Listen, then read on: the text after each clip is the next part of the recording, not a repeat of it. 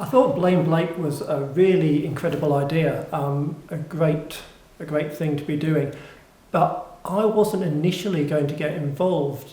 I think partly because I think of myself as a writer more than a performer, and I thought there were so many incredible performers who were going to get involved, who were going to pitch for it, and I was right in that there are a lot of incredible performers that I'm looking forward to seeing.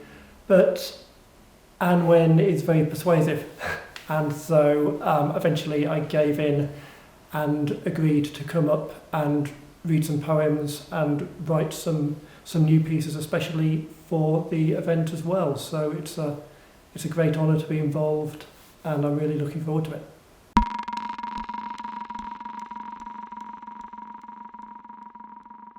It was interesting engaging with Blake again in order to try and write work that was either inspired by him or in some kind of dialogue with Blake.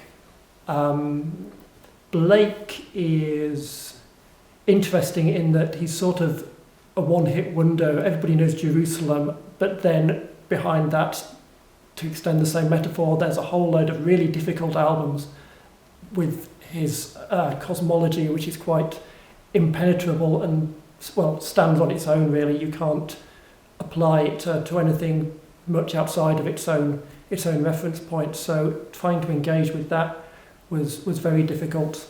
I think Blake also, I came to the conclusion that with some of his work, it can be quite dangerous because again, something like Jerusalem, not wanting to reduce him down to just that, but it's almost like a call to arms, stand up and fight for the cause without being very specific as to what the cause is. So in that sense, it can be dangerous in the wrong hands, and I think I've tried to engage with all that a little bit in the work that I've written.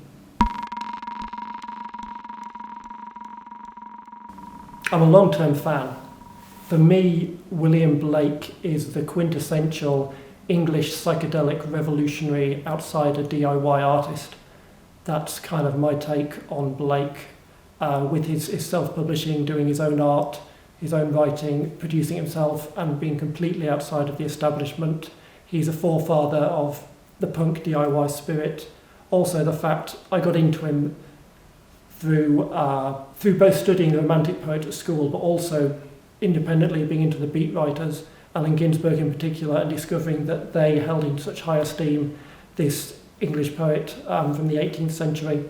And of course, that inspired the English pseudo-beat writers with anthologies like Children of Albion, put together by the late Michael Horowitz. And then you get into psychedelic music like The Doors, and you find out so many of their lines and riffs come from Blake. So he just seems like an Omphalos. All roads lead back to Blake, in my opinion.